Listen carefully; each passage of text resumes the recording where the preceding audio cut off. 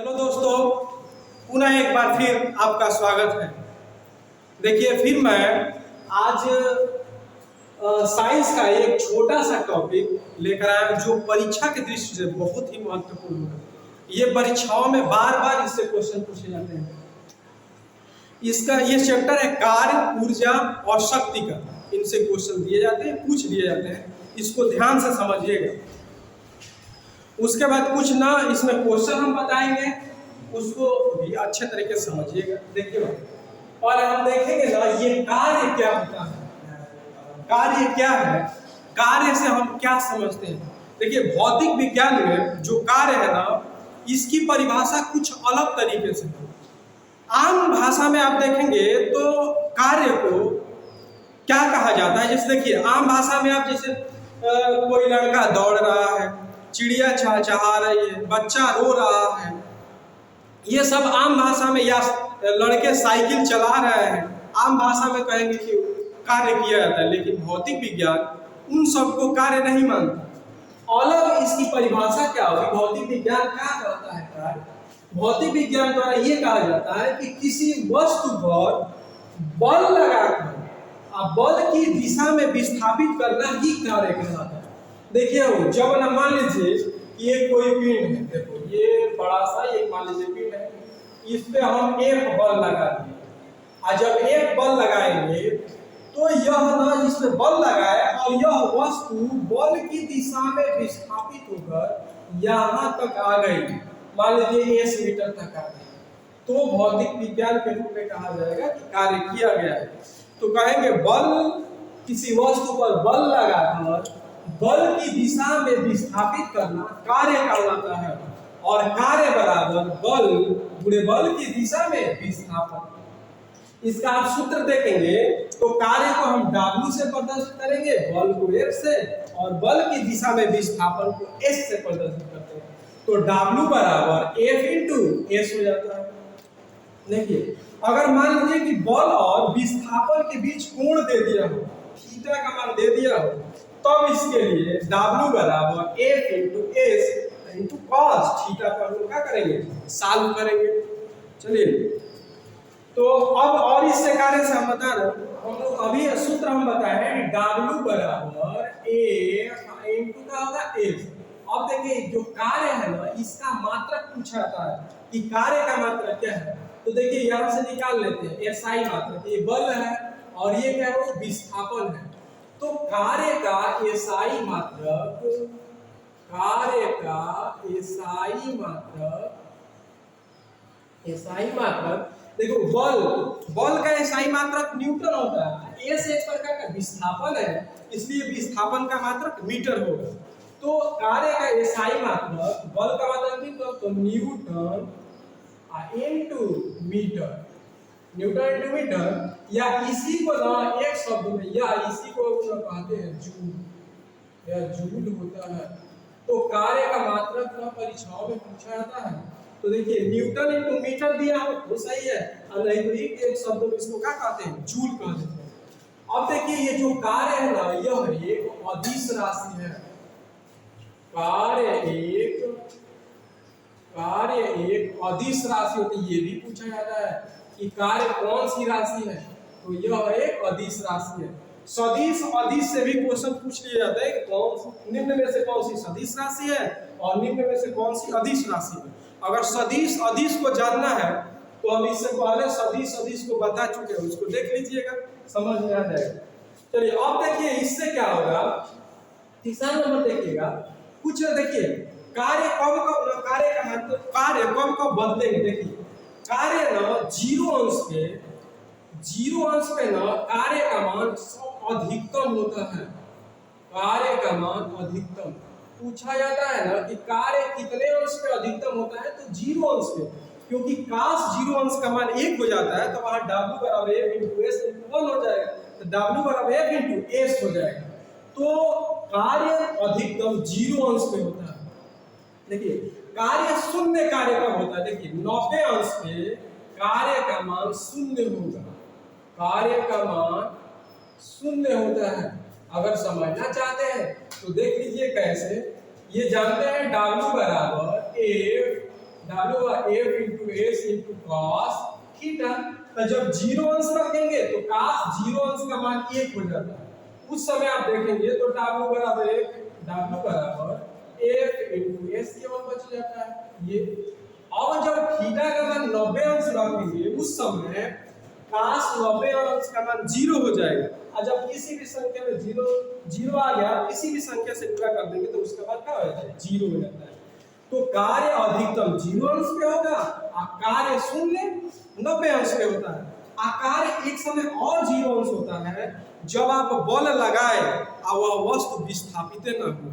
यदि आप लोग बल लगाए हैं, बल लगा दिए और बल लगाने के बाद वह वस्तु न विस्थापित नहीं हुई, वह वस्तु वहीं पे रुकी हुई है, विस्थापित नहीं है, उस समय भी कार्य शून्य होगा। कार्य क्या होगा? शून्य होगा।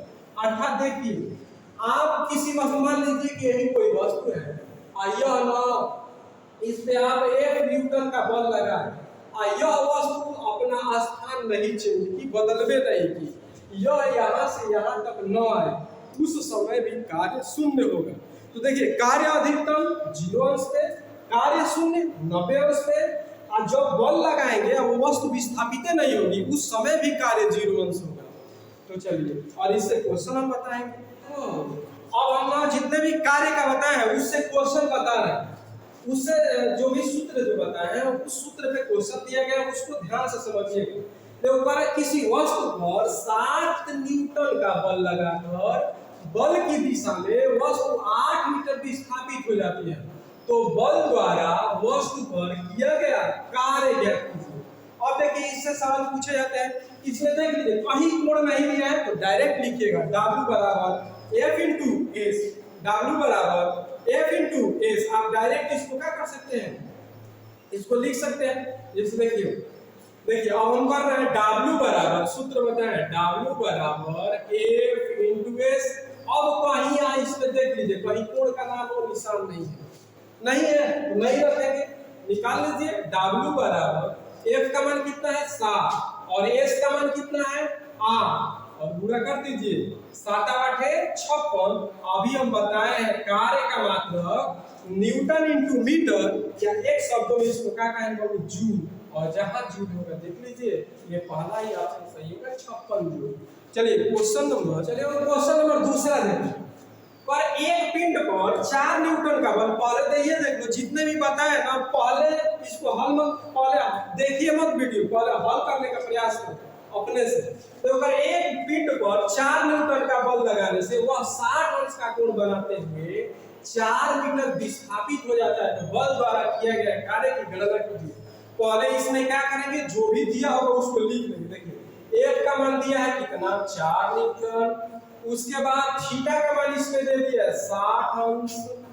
उसके बाद देखिए 4 मीटर एस का मान दे दिया है 4 मीटर विस्थापन हो गया। तो पूछ रहा है W का मान क्या कर दीजिए, बता दीजिए। तो आप तो पढ़े अभी बताए हैं, चलिए देखिए क्या बताया अभी देखिए क्वेश्चन बताया है 4 नंबर दूसरा देखिए। अब देखिए तो W बराबर F dot S cos theta. इसमें क्या करेंगे? यहाँ पे देखिए थीटा का मान दिया है तो रखेंगे, नहीं दिया है नहीं रखेंगे।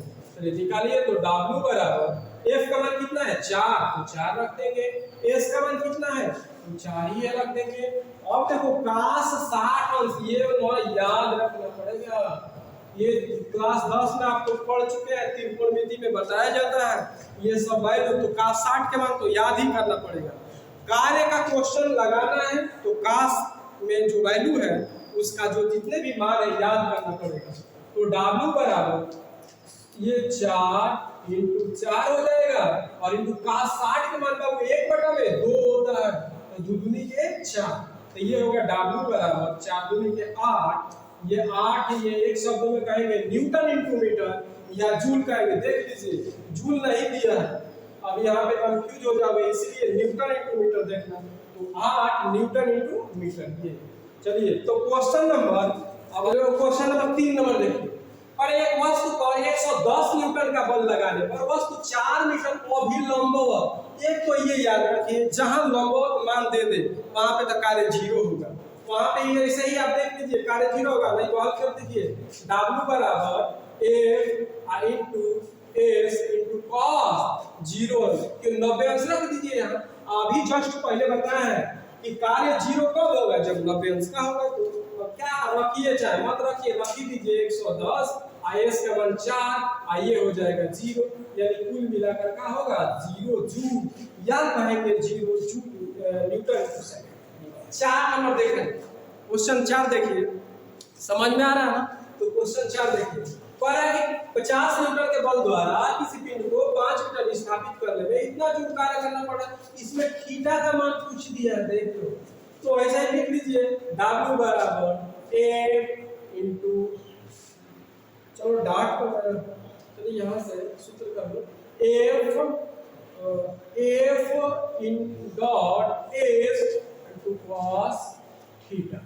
तो W का मान दिया, देखिए इसका मान दे दिए 125 मिलते, यहाँ रख दीजिए 125 बराबर F का मान दिया 50 और S का मान दे दिए 5 और ये cos, ये थीटा का मान तो पूछ ही रहा है। तो हल करेंगे, कटाइए 50 25 दूनी 50 और 25 बचे 125, आइए 5 से 5 कैंसिल, अर्थात तो cos थीटा बराबर ये इधर लेकर आएंगे तो 1/2 हो जाएगा।